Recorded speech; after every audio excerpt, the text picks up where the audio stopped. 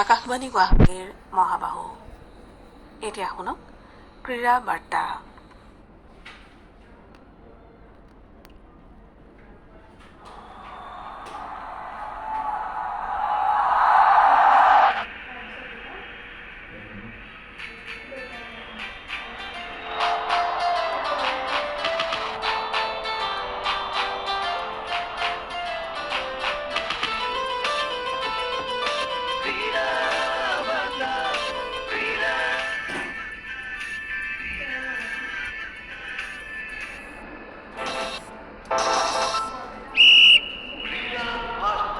নমস্কাৰ শ্ৰোতাসকল, আকাশবাণী গুৱাহাটীৰ আঞ্চলিক বাতৰি বিভাগৰ ক্ৰীড়া সম্পৰ্কীয় বাতৰিৰ অনুষ্ঠান ক্ৰীড়া বাৰ্তা পঢ়িছো অনুজা লোপামুদ্ৰাই। অসমৰ তাৰকা শ্বাটলাৰ অস্মিতা চলিহা আৰু ইশাৰাণী বৰুৱাই বিশ্ব বেডমিণ্টনৰ ৰেংকিং তালিকাত ক্ৰমে 53 আৰু 83 নম্বৰত স্থান লাভ কৰিছে। বিশ্ব বেডমিণ্টন সংস্থাই বুধবাৰে ঘোষণা কৰা অনুসৰি PV সিন্ধু এই তালিকাৰ চতুৰ্দশ স্থানত আছে। মহিলাৰ শাখাত দক্ষিণ কোৰিয়াৰ কি এন চেয়ুঙে শীৰ্ষস্থান লাভ কৰিছে, আনহাতে পুৰুষৰ শাখাত HS প্ৰণয়ে নৱম, লক্ষ্য সেন ত্ৰয়োদশ স্থানত আছে। ভাৰতৰ দীৰ্ঘ দূৰত্বৰ এথলীট প্ৰিয়ংকা গোস্বামী আৰু অক্ষদীপ সিঙে পেৰিছ অলিম্পিকলৈ কোটা অৰ্জন কৰিছে। দুয়োগৰাকী খেলুৱৈয়ে মাৰাথন ৰেচৰ ৱাক মিক্সড ৰিলে শিতানত এই কোটা অৰ্জন কৰিছে। এণ্টালিয়াত অনুষ্ঠিত বিশ্ব এথলেটিক্স ৰেচ ৱাকিং টিম চেম্পিয়নশ্বিপত দুয়োগৰাকী খেলুৱৈয়ে 3 ঘণ্টা 5 মিনিট আৰু 3 ছেকেণ্ড সময়েৰে অলিম্পিকৰ যোগ্যতা মান অতিক্ৰম কৰে। আনহাতে ভাৰতৰ বিনেশ ফোগাট, অংশু মালিক আৰু ঋতিকা হুদাই কিৰ্গিস্তানৰ বিস্কেকত অনুষ্ঠিত এছীয় অলিম্পিক কোৱালিফায়াৰ মল্লযুদ্ধ প্ৰতিযোগিতাৰ ফাইনেলত প্ৰৱেশ কৰি পেৰিছ অলিম্পিকত খেলাৰ যোগ্যতা অৰ্জন কৰিছে। ফোগাটে শনিবাৰে 50 কিলোগ্ৰাম ওজন শাখাৰ ছেমিফাইনেলত কাজাখস্তানৰ লৌৰা গানিকিজিক 10-0 ফলাফলত পৰাস্ত কৰে। একেদৰে অংশু মালিকে 57 কিলোগ্ৰাম ওজন শাখাৰ ছেমিফাইনেলত উজবেকিস্তানৰ লেলোখন ছবিৰোভাক 11-0 ফলাফলত পৰাভূত কৰে। আনহাতে ঋতিকাই 76 কিলোগ্ৰাম ওজন শাখাত চীনা টাইপেৰ হুই টি চাঙক 7-0 ফলাফলত পৰাস্ত কৰি ফাইনেলত স্থান নিশ্চিত কৰে। ইপিনে বলৰাজ পাৱাৰে দক্ষিণ কোৰিয়াৰ চুংজুত অনুষ্ঠিত এছীয় অলিম্পিক কোৱালিফায়াৰ প্ৰতিযোগিতাত পুৰুষৰ ছিংগলছত স্কাল শিতানত তৃতীয় স্থান দখল কৰি নৌকা চালনাত দেশৰ হকে প্ৰথমটো পেৰিছ অলিম্পিক কোটা অৰ্জন কৰিছে। ভাৰতীয় সেনা বাহিনীৰ 25 বছৰীয়া খেলুৱৈগৰাকীয়ে 7 মিনিট আৰু 1.27 ছেকেণ্ডত 2000 মিটাৰ দূৰত্ব অতিক্ৰম কৰি তৃতীয় স্থান দখল কৰে আৰু পেৰিছ অলিম্পিকলৈ যোগ্যতা অৰ্জন কৰে। পুৰুষৰ ছিংগলছৰ স্কাল শিতানত শীৰ্ষস্থান দখল কৰা প্ৰথম 5 গৰাকী খেলুৱৈয়ে অলিম্পিকত খেলাৰ যোগ্যতা অৰ্জন কৰে। আনহাতে এইবাৰৰ পেৰিছ অলিম্পিকৰ শ্বুটিঙত ভাৰতে 20টা কোটাত খেলিবলৈ যোগ্যতা অৰ্জন কৰিছে।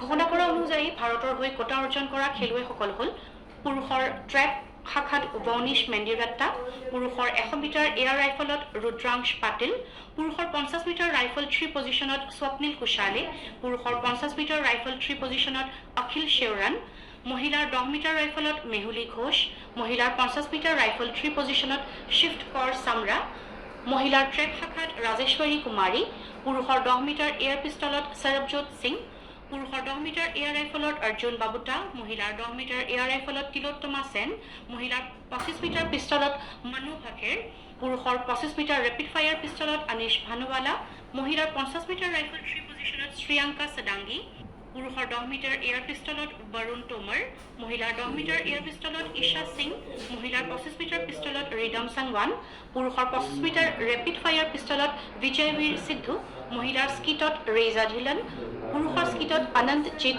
সিং নাৰুকা আৰু মহিলাৰ 10 মিটাৰ এয়াৰ পিষ্টলত পালক গুলিয়া। Manchester City FA cup football প্ৰতিযোগিতাৰ ফাইনেলত উপনীত হৈছে। দলটোৱে শনিবাৰে ৱেম্বলিত অনুষ্ঠিত ছেমিফাইনেলত চেলছিক 1-0 গলত পৰাস্ত কৰি ফাইনেলত স্থান নিশ্চিত কৰে। খেলত চেলছিৰ আধিপত্য থাকিলেও হাতলৈ অহা সুযোগৰ সদ্ব্যৱহাৰ কৰা দলটো ব্যৰ্থ হয়। ফলত খেলৰ প্ৰথমাৰ্ধ গ'লশূন্যভাৱে শেষ হয়। বাৰ্নাৰ্ডো চিলভাই মানচেষ্টাৰ চিটিৰ হৈ খেলৰ 84 মিনিটত বিজয়সূচক গ'লটো দিয়ে। Real Madrid, Bayern Munich, Paris Saint Germain আৰু ডৰ্টমুণ্ড UEFA চেম্পিয়নছ লীগ ফুটবল প্ৰতিযোগিতাৰ ছেমিফাইনেলত প্ৰৱেশ কৰিছে। এই বিষয়ে সবিশেষ জনাইছে মানৱ প্ৰদীপ শৰ্মাই। আমি এতিয়া চেম্পিয়নছ লীগ ফুটবলৰ শেষ পৰ্যায়ত উপনীত হৈছো। দুখন ছেমিফাইনেল অনুষ্ঠিত হ'ব। তাৰ পৰৱৰ্তী পৰ্যায়ত ফাইনেল খেল ইংলেণ্ডৰ ডাবলিনত অনুষ্ঠিত হ'ব আৰু কোৱাৰ্টাৰ ফাইনেলত অতি আকৰ্ষণীয় খেলখন হৈছিলে ৰিয়েল মাদ্ৰিদ আৰু মেনচেষ্টাৰ চিটিৰ মাজত। যোৱাবাৰৰ বিজয়ী মেনচেষ্টাৰ চিটিক পৰাজিত কৰি ইউএফা চেম্পিয়ন্স লীগৰ সৰ্বাধিক সফল দল ৰিয়েল মাদ্ৰিদে ছেমিফাইনেলত প্ৰৱেশ কৰে। তাৰ লগতে জাৰ্মানীৰ আন এটি দল বায়াৰ্ণ মিউনিখেও ছেমিফাইনেলত প্ৰৱেশ কৰিছে। বায়াৰ্ণ মিউনিখে ৰিয়েল মাদ্ৰিদৰ বিৰুদ্ধে ছেমিফাইনেলত অৱতীৰ্ণ হ'ব। আনখন ছেমিফাইনেলত প্ৰতিদ্বন্দ্বিতা কৰিব জাৰ্মানীৰে আন এটি দল বৰুচিয়া ডৰ্টমুণ্ডে।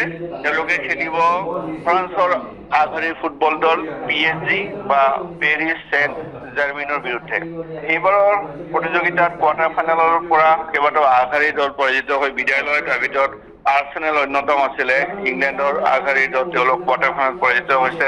স্পেইনৰ অতি শক্তিশালী দল FC বাৰ্চিলোনা তেওঁলোকো PSGৰ বিৰুদ্ধে কোৱাৰ্টাৰ ফাইনেলত পৰাজিত হৈছে। তেওঁলোকে লেগৰ প্ৰথমখন খেলত অগ্ৰগতি লাভ কৰিছিলে, যদিও দ্বিতীয়খন খেলত পৰাজিত হৈ ছেমিফাইনেলৰ প্ৰৱেশৰ পৰা বিৰত থাকে। তাৰোপৰি উল্লেখ কৰাৰ দৰে পূৰ্বে ইউৰোপা লীগৰো ছেমিফাইনেল খেল আৰম্ভ হ'ব। এইবাৰ ইউৰোপা লীগৰ ছেমিফাইনেলত ইটালীৰ দুটা দল প্ৰৱেশ কৰিছে, আটলান্টা আৰু AS ৰোমা। জাৰ্মানী বুণ্ডেছলিগাৰ ইতিমধ্যে তেওঁলোক চেম্পিয়ন হৈছে বেয়াৰ লেভাৰকুছেন। এই দলটো এই পৰ্যন্ত অপৰাজিত হৈ আছে যিকোনো প্ৰতিযোগিতাতে। এই দলটো ছেমিফাইনেলত প্ৰৱেশ কৰিছে। তাৰ লগতে ফ্ৰান্সৰ মাৰ্চেল ছেমিফাইনেলত প্ৰৱেশ কৰিছে। গতিকে এই মাহত আৰু অহা মাহত আমি এই দুখন প্ৰতিযোগিতাৰে চাৰিওটা দলৰ মাজতে ছেমিফাইনেলৰ দুখনকৈ খেল অনুষ্ঠিত হ'ব। আমি উপভোগ কৰিবলৈ পাৰিম আৰু তাৰ পৰৱৰ্তী সময়ত চূড়ান্ত খেল অনুষ্ঠিত হ'ব। অনুজা, এই প্ৰতিযোগিতাৰ ছেমিফাইনেলো দুটা লেগত অনুষ্ঠিত হ'ব। প্ৰথম লেগৰ ছেমিফাইনেল দুখন 1 আৰু 2 মে'ত অনুষ্ঠিত হোৱাৰ বিপৰীতে দ্বিতীয় লেগৰ ছেমিফাইনেল খেল 8 আৰু 9 মে'ত অনুষ্ঠিত হ'ব। এইবাৰ আহিছোঁ IPL ক্ৰিকেট প্ৰতিযোগিতালৈ। এই প্ৰতিযোগিতাত আজি জয়পুৰৰ সৱাই মানসিং ষ্টেডিয়ামত হ'বলগীয়া এখন খেলত ৰাজস্থান ৰয়েলছ মুম্বাই ইণ্ডিয়ানছৰ বিৰুদ্ধে অৱতীৰ্ণ হ'ব। গুজৰাট টাইটেন্সে যোৱা নিশা চণ্ডীগড়ত অনুষ্ঠিত প্ৰতিযোগিতাৰ এখন খেলত পঞ্জাৱ কিংছক 3 উইকেটত পৰাস্ত কৰে। পঞ্জাৱ কিংছে প্ৰথমে বেট ধৰি নিৰ্ধাৰিত 20 অভাৰত 142 ৰান কৰে। প্ৰত্যুত্তৰত গুজৰাটে 19 অভাৰ আৰু 1 বলত 7টা উইকেট হেৰুৱাই নিৰ্ধাৰিত লক্ষ্যত উপনীত হয়। আনহাতে কলকাতাৰ ইডেন গাৰ্ডেন্সত অনুষ্ঠিত প্ৰথমখন খেলত কলকাতা নাইট ৰাইডাৰ্ছে ৰয়েল চেলেঞ্জাৰ্ছ বেংগালুৰুক 1 ৰানত পৰাস্ত কৰে। কলকাতাই প্ৰথমে বেট ধৰি 222 ৰানৰ বৃহৎ লক্ষ্য নিৰ্ধাৰণ কৰি দিয়ে। প্ৰত্যুত্তৰত ৰয়েল চেলেঞ্জাৰ্ছ বেংগালুৰুৱে নিৰ্ধাৰিত অভাৰত 221 ৰান কৰিবলৈ সমৰ্থ হয়। প্ৰতিযোগিতাৰ সপ্তাহটোৰ খেলত ছানৰাইজাৰ্ছ হায়দৰাবাদে দিল্লী কেপিটেলছ আৰু ৰয়েল চেলেঞ্জাৰ্ছ বেংগালুৰুক পৰাভূত কৰাৰ বিপৰীতে ৰাজস্থান ৰয়েলছে কলকাতা নাইট ৰাইডাৰ্ছক, দিল্লী কেপিটেলছে গুজৰাট টাইটান্সক আৰু লক্ষ্ণৌ ছুপাৰ জায়েণ্টছে চেন্নাই ছুপাৰ কিংছক পৰাস্ত কৰে। প্ৰতিযোগিতাত বৰ্তমানলৈকে ৰাজস্থান ৰয়েলছ 7খন খেলৰ পৰা 12 পইণ্ট লাভ কৰি পইণ্ট তালিকাৰ শীৰ্ষত আছে। কলকাতা নাইট ৰাইডাৰ্ছ 7খন খেলৰ পৰা 10 পইণ্টেৰে দ্বিতীয় আৰু ছানৰাইজাৰ্ছ হায়দৰাবাদ সম পইণ্টেৰে তৃতীয় স্থানত আছে। ভাৰতীয় ক্ৰিকেট নিয়ন্ত্ৰণ পৰিষদে বাংলাদেশৰ বিৰুদ্ধে 5খনীয়া T20 আন্তঃৰাষ্ট্ৰীয় ক্ৰিকেট শৃংখলাৰ বাবে ভাৰতীয় মহিলা দলৰ সদস্যসকলৰ নাম ঘোষণা কৰিছে। হৰমনপ্ৰীত কৌৰক অধিনায়ক আৰু স্মৃতি মান্ধানাক সহ অধিনায়কৰ দায়িত্ব অৰ্পণ কৰা হৈছে। শেহতীয়া 2 বছৰত এয়া হ'ব ভাৰতীয় দলৰ দ্বিতীয়টো বাংলাদেশ ভ্ৰমণ। বিগত বৰ্ষত ভাৰতীয় দলটোৱে বাংলাদেশৰ বিৰুদ্ধে 3খন T20 খেলত অংশগ্ৰহণ কৰি 2-1 ব্যৱধানেৰে শৃংখলা হস্তগত কৰিছিল। এই শৃংখলাটোৱে সমাগত T20 বিশ্বকাপৰ বাবে ভাৰতীয় দলৰ প্ৰস্তুতিত বিশেষ সহায় কৰিব বুলি আশা কৰা হৈছে। অহা ছেপ্টেম্বৰ-অক্টোবৰত বাংলাদেশত মহিলাৰ T20 বিশ্বকাপ ক্ৰিকেট প্ৰতিযোগিতা অনুষ্ঠিত হ'ব।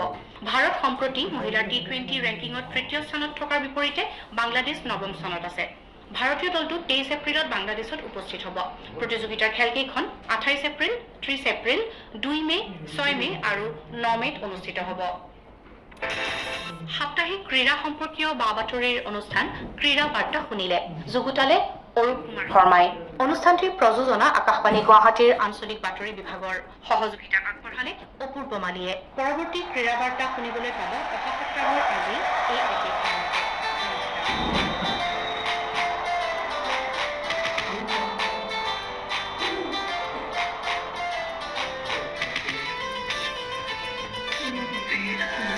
এয়া আকাশবাণী গুৱাহাটীৰ মহাবাহু। এতিয়া শুনক ক্ৰীড়া বাৰ্তা।